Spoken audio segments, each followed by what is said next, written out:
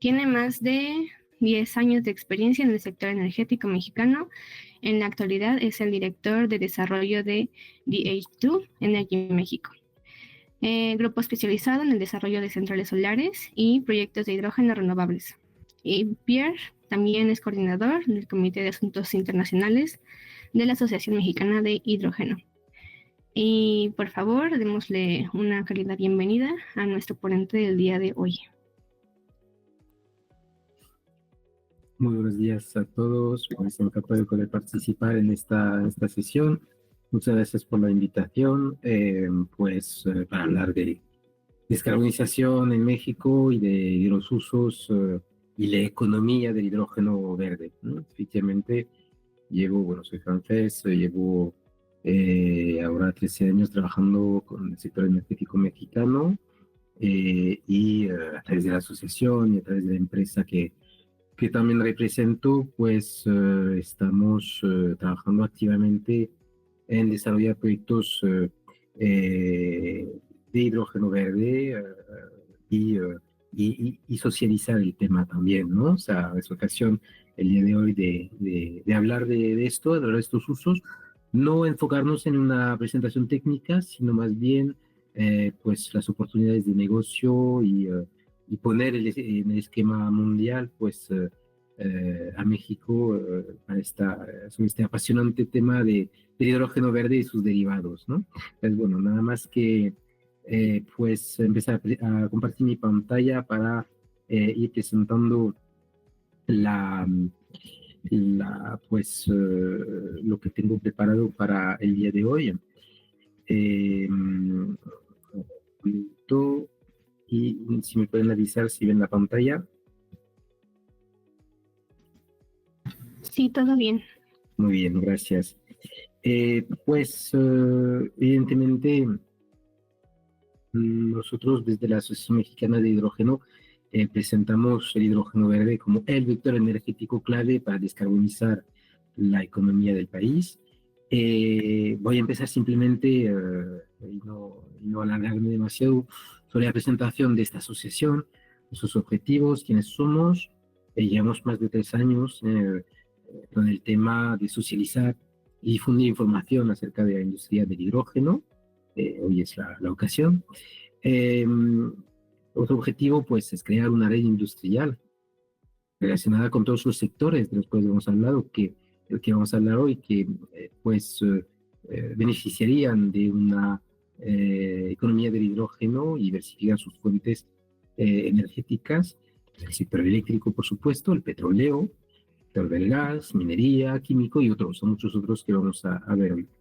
Se trata también de involucrar a todos los actores públicos y privados que van a poder trabajar conjuntamente para crear este nuevo sector, que es el hidrógeno verde. Penúltimo punto, participar en la elaboración de una estrategia nacional de hidrógeno. Importante mencionarlo porque si bien consideramos que México es uno de los países de la región que tiene más ventajas para posicionarse como líder de la economía del hidrógeno, pues evidentemente no se hará nada sin una propuesta clave del gobierno, un apoyo, una atracción de inversión, y para que todo este microcosmo se pueda juntar y trabajar conjuntamente en hacer realidad un plan de hidrógeno, ¿no? Un plan que va a involucrar tantos actores privados como públicos, ¿no? Universidades, consultorías, todo eso para fomentar un nuevo sector. El último punto, establecer colaboración con asociaciones, organismos nacionales e internacionales, obviamente vinculado al tema del hidrógeno. Tenemos más de 55 asociados, entre los cuales, como verán en la pantalla, grupos que operan centrales de energía, grupos gasistas también, constructoras, desarrolladores, consultorías, ingenierías, etcétera, etcétera, ¿no? O sea, muchas empresas se han juntado a la iniciativa porque creen firmemente en la adecuación de esta tecnología para el mercado mexicano y es un movimiento global que efectivamente, como lo ven en la pantalla, hay muchas multinacionales que ya trabajan activamente este tipo de proyectos en otras geografías. Se han establecido alianzas estratégicas a nivel nacional, por supuesto con gobiernos estatales, con agencias de energía de gobiernos estatales, con asociaciones organismos privados como el Consejo Coordinador Empresarial, clústeres de energía y pues universidades como el TEC, como el INEL y muchísimos más, ¿no? Aquí no están todos las alianzas presentadas, pero una gran parte. A su vez, estamos trabajando desde hace años en estructurar sinergias, ¿no? Con otras asociaciones de hidrógeno, asociaciones nacionales de hidrógeno, la española, la canadiense, estadounidense, de Chile, de Perú, de Japón, con agencias de promoción de inversión, por supuesto, muchos en Asia, pero también la francesa y la alemana, ¿no? O sea, es un todo que hay que considerar porque no solo se trata puramente del tema del hidrógeno o del energético, pero sino también temas más globales de comercio internacional y de colaboración, atracción de inversión internacional. Para terminar con la presentación de la asociación, solemos trabajar organizándonos con comités de trabajo que intervienen en distintos programas o funciones. Evidentemente hay comités muy técnicos que van a enfocarse en los aspectos técnicos, ingeniería, etcétera, de los proyectos y de los usos pues para los consumidores interesados en estas tecnologías. Un comité también muy importante de vinculación institucional, otro científico y el que representó pues de asuntos internacionales para socializar el tema y atraer inversiones, ¿no? Entrando un poco más en materia ahora, que es el tema que más interesa para la conversación de hoy, pues las oportunidades y lo que representa a nivel económico esta economía del hidrógeno incipiente y que hay que poner en marcha, ¿no? En el país. En algunas cifras, ¿no? Tanto del lado producción como del lado pues consumo, ¿no? de hidrógeno. Una realidad es que lo que se estima se podría desplegar entre 2025 y 2030 son 230.000 toneladas de hidrógeno verde entre el tiempo de desarrollar los proyectos y construirlos para que estén en operación para este nivel de producción, ¿no? Entonces esta meta pues es la base para fortalecer una agenda climática, o sea, se trata de crear un nuevo sector de trabajo, sector económico, pero también por el bien del planeta, pues en el marco de la agenda climática y objetivos internacionales de descarbonización y reducción de las emisiones de CO2. Entonces, en términos de reducciones de emisiones de CO2, este objetivo de solo, que es razonable, es pequeño, pero es un objetivo real, de 230.000 toneladas de hidrógeno, permitiría del lado solo de la producción, ¿no? de esto, reducir en 5 millones, 5 millones de toneladas de emisiones de CO2 anualmente. Importante, pues se trata de desarrollar cadenas productivas de hidrógeno verde y derivados, lo hablaremos, con la participación de CFE, de Pemex, de empresas privadas, ¿no? Tan solo del lado producción, ¿no? Para producir estas 230.000 toneladas de hidrógeno verde, se trata de una inversión acumulada de pues 6.000 millones de dólares. Puede ser muchísimo más, lo vamos a ver cuando hablamos pues de todo lo que está alrededor de la producción.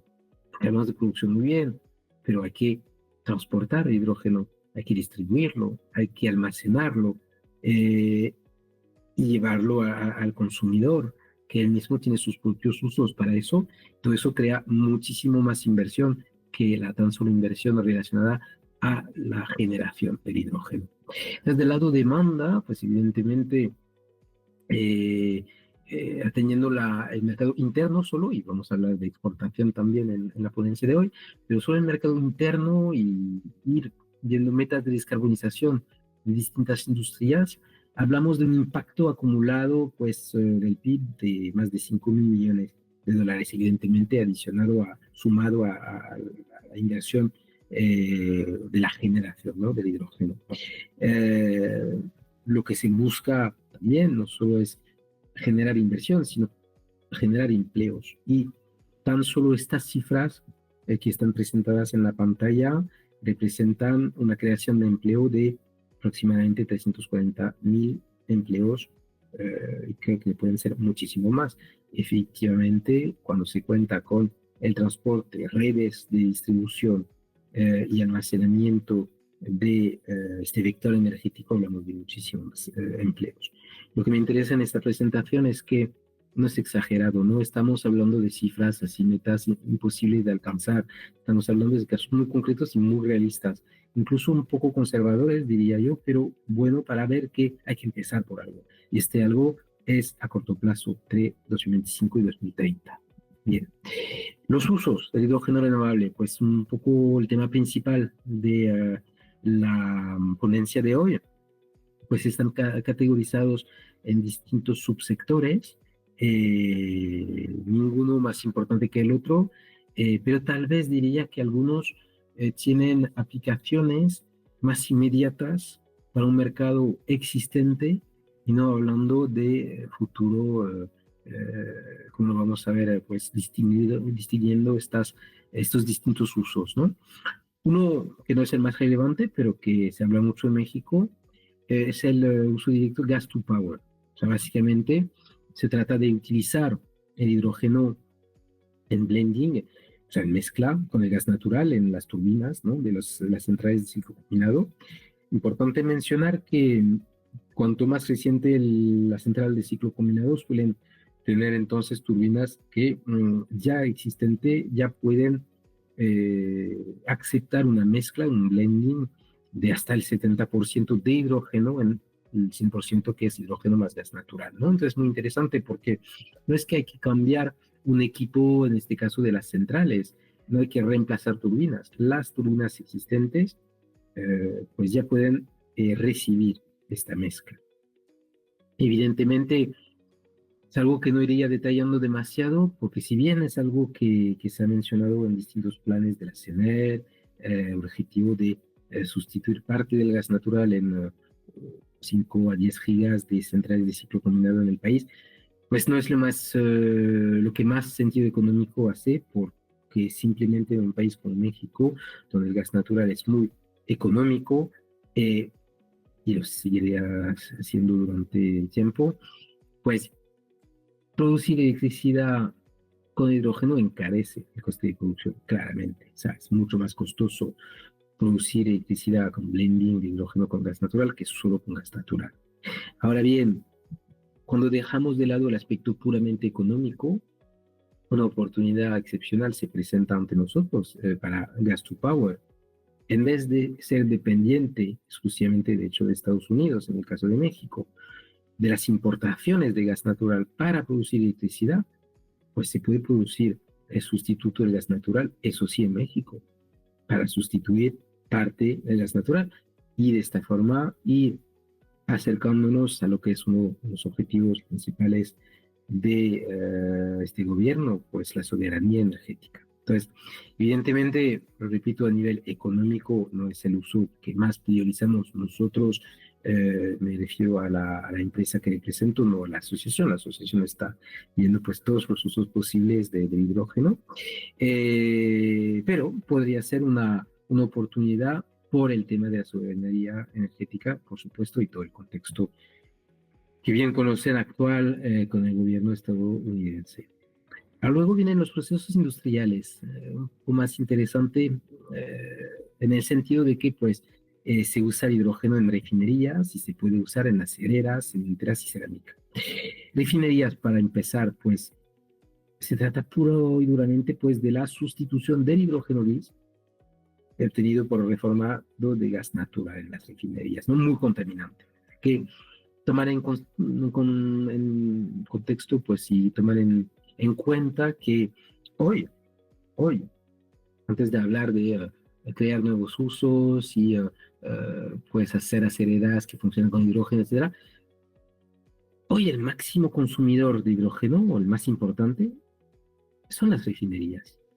Y por eso tantas empresas petroleras, los majors, americanas o europeas u otras, están activamente trabajando en proyectos de hidrógeno, pues porque uno son los consumidores de hidrógeno más importantes, entonces es lo que más genera contaminación al día de hoy por este reformado de gas natural.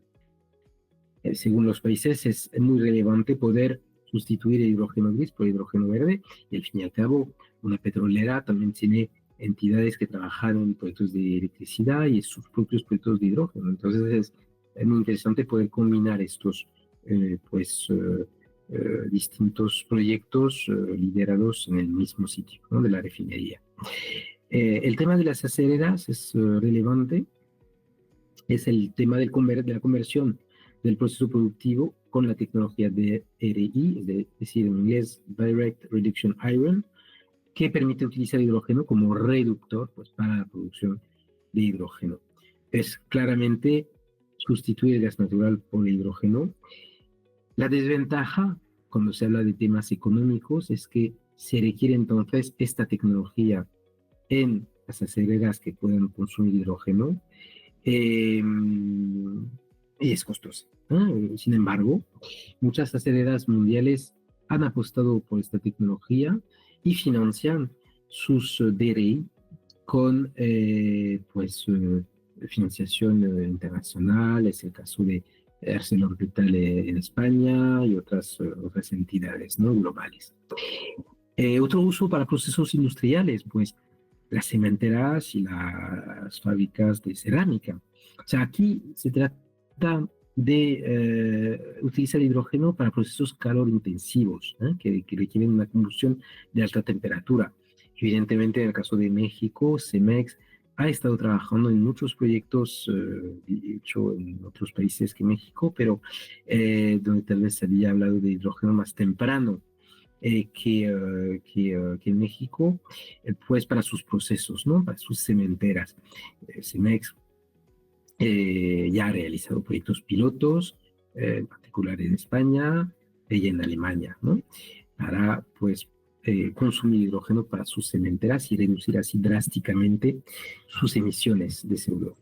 Hablamos de procesos industriales, además, para sectores que son difíciles de electrificar, y es relevante para el tema de los dos siguientes puntos que vamos a comentar para los usos del hidrógeno. Transporte y movilidad, o sea, hablamos de trenes que pueden estar potenciados por hidrógeno en vez de diésel o electricidad. Hay proyectos de trenes en funcionamiento en Canadá, en España, en Francia, pues trenes de hidrógeno. Transporte pesado también para camiones. Evidentemente aquí se trata de la conversión del sistema de propulsión mediante fuel cells, ¿no?, que utilizan hidrógeno como combustible. Transporte también tiene que ver con transporte marítimo, pero aquí, y es el último punto, son los productos derivados. No va a funcionar un barco no con hidrógeno, sin embargo, con un derivado de hidrógeno. Por eso es muy importante hablar de los productos derivados de hidrógeno, que creemos, además, son muy relevantes como producción, pues, y oportunidad de negocio actual. Hablamos de dos cosas, de los combustibles sintéticos y del amoníaco verde. Los combustibles sintéticos son dos: Sustainable Aviation Fuel, SAF, combustible de aviación que está obtenido pues a partir del hidrógeno renovable mezclándolo con CO2. Y otro combustible sintético muy relevante, en particular en este caso en el sector marítimo, es el e-metanol, un combustible para transporte marítimo, que también puede ser utilizado el metanol para insumos de la industria química.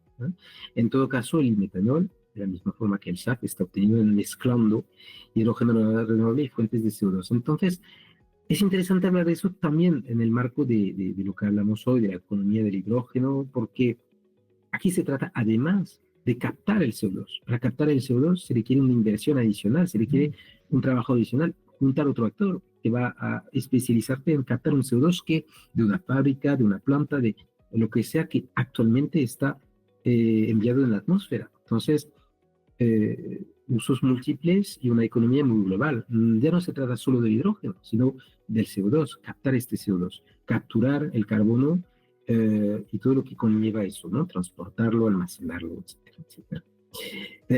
Por último, como producto derivado, entonces el amoníaco verde muy interesante y en particular al tema de México, no necesariamente para la producción de fertilizantes verdes, que si bien es un mercado niche en países como Alemania, donde se estudia muy detenidamente las ventajas de producir fertilizantes, urea, etcétera, verde, pues claro, es que volvemos a lo mismo. Estamos hablando de la producción de un producto que va a ser más costoso que un fertilizante clásico. Entonces, hay que luego explicar a el que trabaja la tierra que, pues mira, que va a tener una obligación de comprar fertilizante verde, porque es bueno para, pues, el medio ambiente, pero que va a ser más costoso, no puede funcionar así. Entonces, hay esta posibilidad de utilizar el amoníaco verde para fertilizante verde, muy bien, pero no hay que olvidar que el amoníaco verde también puede ser y es utilizado ya desde hoy como combustible marítimo. El caso de las navieras japonesas es muy relevante porque han decidido pasar a amoníaco verde su flota para cumplir con los objetivos de descarbonización. Eh, a diferencia de otras entidades y navieras europeas que han decidido más el metanol. Pero bueno, en todo caso, que sea metanol o amoníaco verde, lo importante es el hidrógeno. Entonces, estos usos son los principales, hay otros, pero son los que queríamos enfocar para esta conversación de hoy. Eh, Se hizo un estudio desde la Asociación Mexicana de Hidrógeno justo sobre el tema de las industrias, ¿no? Y los usos y en cifras, ¿no? Lo que representa la oportunidad de negocio. Esta slide, esta lámina retoma un poco los mismos temas que la anterior, pero poniendo el enfoque sobre lo que representa en cuanto a ahorro de emisiones de CO2. Que se crea un nuevo sector, pero encima un sector pues amigable con su entorno y el medio ambiente. Para sectores, una vez más, que tienen muy difícil la electrificación, ¿no? Entonces, claramente el sector químico, petroquímico. Pues hemos visto que el sector petroquímico en México, exclusivamente, si bien producir hidrógeno para el sector petroquímico mundial es lo que representa el mayor número de emisiones de CO2 en el mundo, pues por esta forma de extraer el hidrógeno gris. México no es el sector más contaminante como tal, en cuestión de millones de toneladas de CO2 emitidas. Son 11 millones de toneladas al año, pero bueno, se concentra en muy pocos puntos del país, ¿no? Tampoco hay petroquímica en todo el país. Entonces, pues se relaciona con un hecho de una contaminación local muy importante donde están las refinerías, ¿no?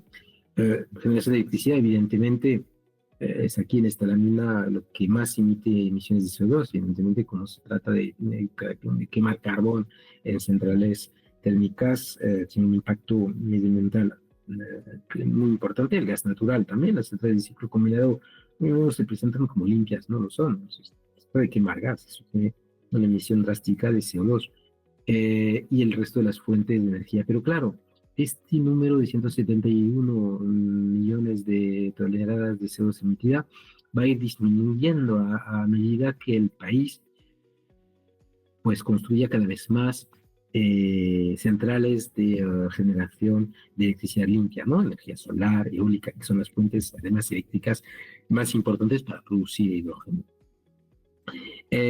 Otros sectores que combinado pues son muy relevantes también, el hierro y el acero, hemos visto aquí 23 millones de toneladas de CO2, vidrio en una menor medida, el sector químico importante y el cemento pues que representa la misma emisión que el hierro y el acero, ¿no? Entonces, sumado es muy importante. Entonces, aquí para estos sectores industriales se trata efectivamente, como lo vimos en la línea anterior, de mezclar el gas natural con el hidrógeno verde para reducir esta huella ambiental. Por último, pues la diferencia de petroquímica y estos sectores presentados aquí, que tanto petroquímica es sustitución directa de hidrógeno gris por hidrógeno verde. El otro caso es la mezcla, pues hay también un cambio de tecnología, ¿no? Que está viéndose a nivel global para el sector de la movilidad. Y la movilidad en su gran definición, ¿no? No solo hablamos de camiones, de autobuses, o sea que sí, que actualmente incluso coches. Hay redes de autobuses públicos que funcionan con hidrógeno en Madrid, en distintas ciudades europeas también y asiáticas. Hay camiones que funcionan con hidrógeno y hasta taxis en París, una flota de taxis que funciona con vehículos de hidrógeno, muy bien. Pero no hay que olvidar lo que va a ser decisivo en el sector de la movilidad, es el sector del transporte marítimo, que es uno de los más contaminantes pues en el mundo y con los derivados que hemos visto de hidrógeno puede contribuir a descarbonizar pues estos barcos. Volviendo a estos objetivos de los 230.000 toneladas para 2030 y ahora sí para 2050 un objetivo mucho mayor, 2.700.000 pues, toneladas de hidrógeno en 2050, pues ¿de qué hablamos? Evidentemente hablamos de un objetivo que va a ir creciendo a partir de 2030, que se consciente de que desarrollar proyectos de hidrógeno verde toma muchísimo tiempo. Entonces el sector no va a despegar drásticamente hasta 2030, donde realmente ya estarán las primeras centrales en operación, el coste de hidrógeno habrá bajado, cada vez más países obligarán a descarbonizar, con lo cual aumentar el mercado y probablemente también regulación específica en México para incentivar o obligar, más bien dicho, ciertos sectores industriales muy contaminantes, pues descarbonizar. Entonces, todo esto está presentado aquí, no vamos a entrar en mucho detalle, pero sigue siendo un tema que tiene que ver pues, con la lógica, ¿no? Evidentemente, si hoy hay un consumidor que es una refinería de hidrógeno, va a necesitar hidrógeno sí o sí, no necesita hacer nada más en sus procesos productivos, simplemente cambia su huella ambiental, pues es una sustitución directa de hidrógeno gris por hidrógeno verde. Los otros sectores, la mezcla, pues va a tener que ver efectivamente con, hemos visto para el sector del acero, por ejemplo, la tecnología que tiene que ir instalándose en la acera, entonces no se puede cambiar el proceso industrial así tan rápido de un día para el otro, ¿no? O el sector cemento, pues de misma forma. Entonces eso tomará tiempo de manera más gradual y aunado a una disminución del coste del hidrógeno que irá creciendo pues desde 2030. La oportunidad que tomará más tiempo en desarrollarse masivamente es el sector de la movilidad, pero aquí se refiere a la movilidad pues de autos, camiones, trenes, incluso autobuses que hoy no tienen mucho sentido económico y además hay que crear toda una red de posteo, ¿no? O sea, no se puede tomar su auto hidrógeno si a 300 kilómetros de distancia no voy a tener dónde repostar. Pero sí hay que poner de lado el sector marítimo, porque el sector marítimo, y lo vamos a ver en las láminas siguientes, es uno de los sectores que existe para un consumo inmediato de derivados de hidrógeno. Es un mercado existiendo ya en distintos continentes. Simplemente antes de pasar a este tema, importante mencionar que cuando se habla de economía del hidrógeno en un país, no solo se trata de la producción o el consumo, no se trata solo de las centrales de generación de hidrógeno, el transporte, el almacenamiento, que son ya millones de inversiones, pero se trata también de desarrollar nuevas industrias manufactureras en México. Vamos más allá. del simple tema de generarlo y consumirlo. Se trata también de producir los equipos que permiten pues generar el hidrógeno, entre los cuales el equipo principal, los electrolizadores, ¿eh? Los equipos, pues evidentemente, que permiten separar la molécula de agua entre hidrógeno y oxígeno, pues hay un tema mundial muy importante y decisivo de comentar en una presentación como hoy sobre la economía del hidrógeno.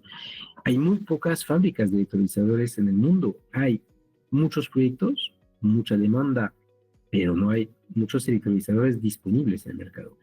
Y el mercado hoy, nuevamente, como se ha visto en el sector solar, en el caso de los paneles fotovoltaicos, se lo está llevando China. China está produciendo, está instalando masivamente fábricas de electrolizadores para exportarlos, para que se usen en los proyectos de generación de electricidad, de hidrógeno verde. Una oportunidad para México, si bien se puede atraer muchas empresas para plantas automotrices, químicas, distintos sectores de actividades más convencional, pues la oportunidad está aquí. ¿Por qué no tener pues fábricas que fabrican pues electrolizadores? Tal y como se está planteando fábricas de baterías, ¿no? Eléctricas, en el caso del sector de electricidad. También se pueden producir tanques de almacenamiento, compresores, tuberías, todo lo que tiene que ver con estos distintos escalones de la cadena de producción y desarrollo de los proyectos de hidrógeno que hay que considerar en un todo, ¿no? Como clusters, donde todas las organizaciones públicas y privadas están trabajando para, pues, crear lo que permite lo que es esta realidad. Es una revolución industrial que propone el hidrógeno verde y sus consumos, ¿no? La siguiente lámina aquí tiene que ver con lo que les quería comentar. Si bien vamos a hablar del acero, del cemento, de las refinerías, WPMX cambiar drásticamente su objetivo de reducción de emisiones de un día para el otro. Entonces, hay que ver cuáles son los otros sectores, las otras oportunidades de negocio, y las de hoy, porque está bien hacer planes para 2035, pero no sirve a nivel económico para una empresa como las que están trabajando con la Asociación Mexicana de Hidrógeno. Aquí es donde están los usos inmediatos. Y en este caso, la oportunidad de exportación de derivados del hidrógeno existe desde México. Yo tomo el caso de la legislación europea sobre los e-fuels, sobre los combustibles sintéticos, para dos cosas, para el sector de la aviación y para el sector marítimo. Empezando con el sector de la aviación, y tomo el caso europeo simplemente porque lo tengo más dominado al trabajar aquí desde Madrid en España y al ver todo lo que representa esta regulación del continente europeo a través de la Unión Europea. Pero existen las mismas regulaciones y temáticas en Asia. En Estados Unidos apenas a principios del año 2005 están trabajando sobre cómo reconocer un combustible sintético, las reglas asociadas y las oportunidades que eso desencadena. Pero bueno, en este caso para hoy tomo el caso específico de la regulación actualmente vigente en Europa, que es muy relevante, porque como lo ven en la pantalla, hay un objetivo vinculante para todas las compañías aéreas que aterrizan en Europa o despegan de Europa para otro sitio. Todas estas compañías aéreas tienen desde enero de 2005 la obligación de pues tener como mínimo hoy un 2% de combustible sintético, o más bien dicho, Sustainable Aviation Fuel, pues en su mezcla de jet fuel, ¿eh? Y el mercado actual del jet fuel es de 46 millones de toneladas, ¿eh? Entonces, si bien 2% así no parece mucho, es muy importante.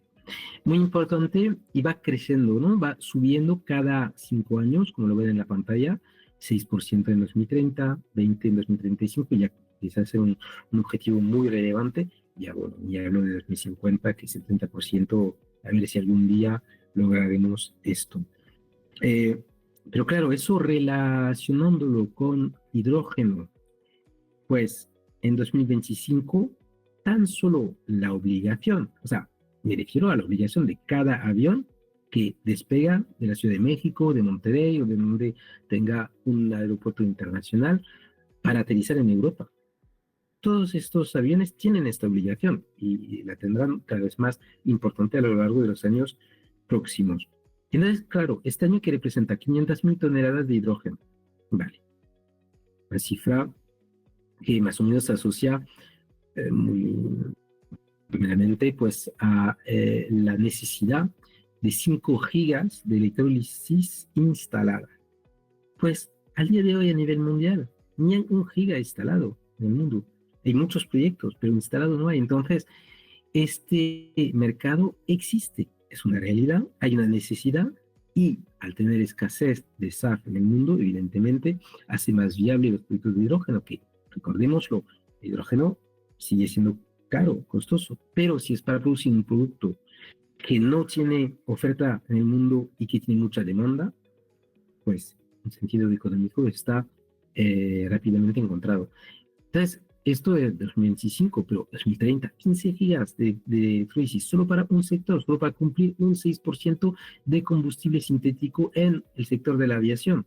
Vale, eso hay que pensar que se puede cumplir este objetivo también con biomasa, pero como ven en la pantalla abajo, pues según la disponibilidad de biomasa en la Unión Europea para el SAF, no alcanza para nada los objetivos.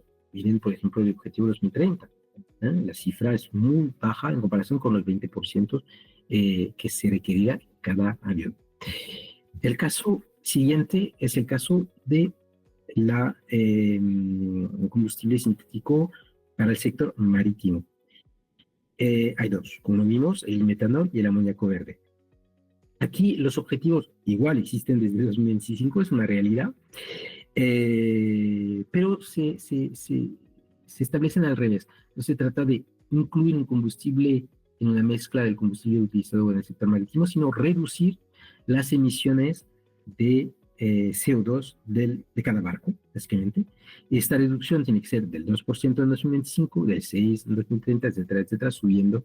Un dato relevante pues es el de 2035, que para eso ya hay que empezar a construir los barcos, menos 14,5%. Entonces, el mercado actual es de 320 millones de toneladas de combustible.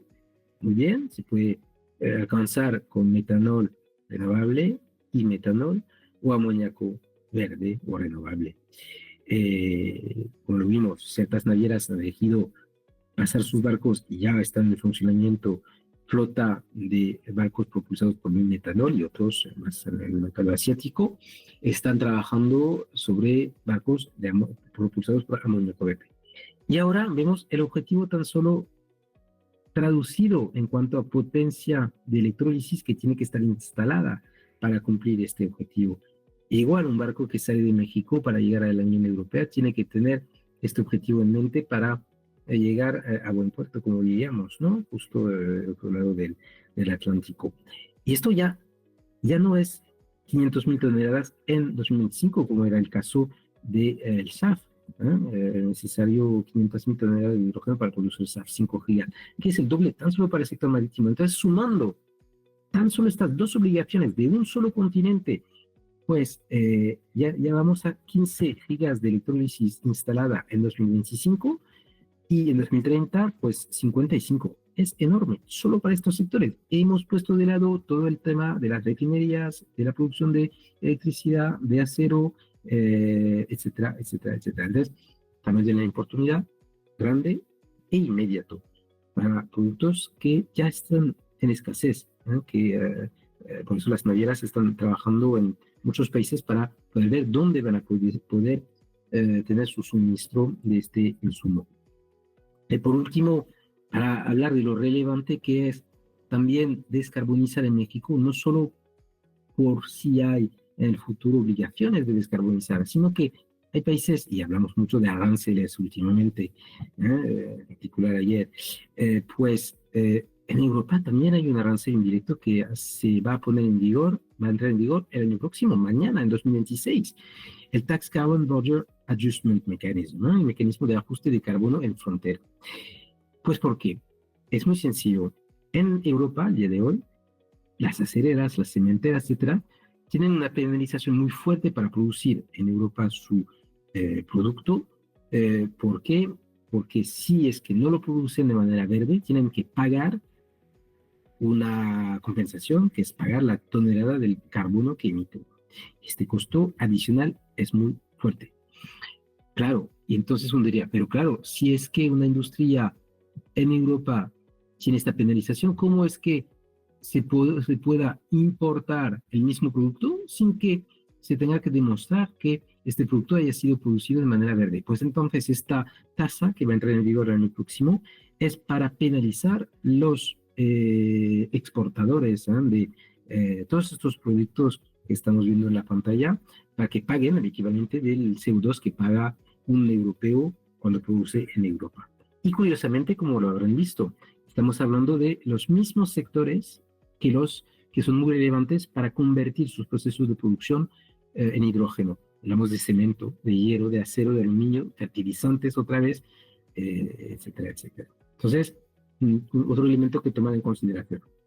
Para concluir esta ponencia, simplemente recordarles que la Asociación Mexicana de Hidrógeno ha estado trabajando en una hoja de ruta para México, que se puede resumir en esta lámina que ven, definiendo pues 5 líneas de acción para la hoja de ruta gubernamental que favorezca el hidrógeno verde en México. Es el tema pues de una línea estratégica, planear la estrategia para la implementación de hidrógeno verde. Evidentemente va de la mano con una línea de acción regulatoria y jurídica, lo hemos visto, o sea, básicamente, si ninguna industria tiene la obligación de descarbonizar, no lo va a hacer por sí solo. Hay que poner normas medioambientales en marcha o aplicar las existentes y ponerlas más drásticas. Pero también hace falta un marco regulatorio sobre el hidrógeno y sus usos, pues el reglamentario, las normas relacionadas y asociadas. El tercer punto, una línea de acción pues económica y de mercado, pues buscar mecanismos para incentivar una transición viable en este sentido. Cuarto punto, tecnológica, hablamos de desarrollo, de innovación necesarias pues para que los electrolizadores sean cada vez más competitivos, eficientes. Hablamos ya de electrolizadores que van a poder funcionar con agua salina, agua del mar, para evitar utilizar agua que tiene otros usos. Son pues innovaciones necesarias para ir hacia el objetivo de una producción masiva de hidrógeno verde. Y el último punto, ambiental y social, evidentemente el tema del hidrógeno verde no sería verde si es que no se fomentara alianzas entre industrias y comunidades por el bienestar social y el medio ambiente, por supuesto. Eso es lo que quería presentarles el día de hoy. Les agradezco mucho la participación, y por si hay preguntas sobre estos usos y la economía del hidrógeno, estoy pues disponible para contestar.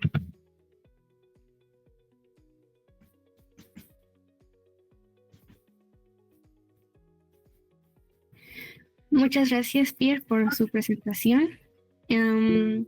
Ahora pasaremos a la sección de preguntas y respuestas.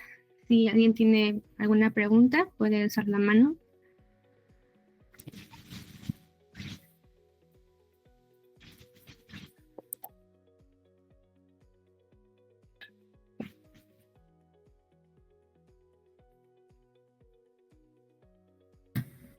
Bueno, parece que no hay preguntas. Muchas gracias por su presentación. La verdad me pareció muy interesante toda esta ruta que hay que seguir para la descarbonización en diferentes sectores, el transporte, pues, sobre todo, y sobre todo pues para las empresas que empiecen a producir su energía de manera más limpia, ¿no? Y bueno, ahora hacemos la entrega de su diploma, de su certificado. Me parece que sí hay preguntas, ¿eh? ¿Sí? En el chat. En el chat. Ok. Aquí pregunta Julián Márquez. ¿Cuál es el costo actual del hidrógeno verde? Gran pregunta, pero es una pregunta imposible de responder porque el costo de hidrógeno va a depender de muchos factores y depende de muchos factores, entre los cuales dónde lo produces, cómo lo produces, es decir, dónde. Si lo produces en el medio del Atacama, ¿vale? Donde el recurso solar es muy importante, evidentemente vas a producir más electricidad barata, que te va a permitir producir un hidrógeno más barato. Va a depender también entonces, de estas condiciones del recurso, de la fuente primaria de electricidad, ¿no? Luego va a depender, y en México es lo mismo, es decir, que no vas a producir el mismo coste de hidrógeno en Tabasco que en Chihuahua, por este recurso del coste, el recurso pues eólico o solar, pues para generar eso. Y además, otro tema que también se aplica para México, no es lo mismo producir hidrógeno con una central de 50 megas de electrólisis que una central de 2 gigas de electrólisis. Las economías de escala van a favorecer pues un mejor coste. Luego, este coste depende de, por último, qué momento vas a construir tu planta, porque hoy hidrógeno verde está realmente costoso, pero cuanto más electrolizadores se producirán en el mundo, más se va a reducir el coste y se va a observar lo mismo que se ha podido observar en el sector de la energía solar. Entonces, el sector de energía solar, hemos visto que hace 15 años un panel solar era muy costoso y este coste ha venido decreciendo de manera drástica para convertir luego la energía solar en la más competitiva entre todas las fuentes de electricidad. O sea, si es para dar una cifra, entre 7 y 10 dólares el kilogramo de hidrógeno verde como mínimo, pero todo depende de la escala y luego depende del momento de la construcción, pues para ir reduciendo este coste e ir acercándose a algo mucho más competitivo, que debe ser entre 3 y 5 dólares por kilogramo de hidrógeno. Ahora bien, todo es relativo, el coste en comparación con el uso. Es decir, si las industrias tienen la obligación de descarbonizar y que no tienen otra forma que utilizando hidrógeno verde, pues el coste es menos relevante. Hay un montón de parámetros que son importantes tomar en cuenta más allá de esta única cifra de un coste.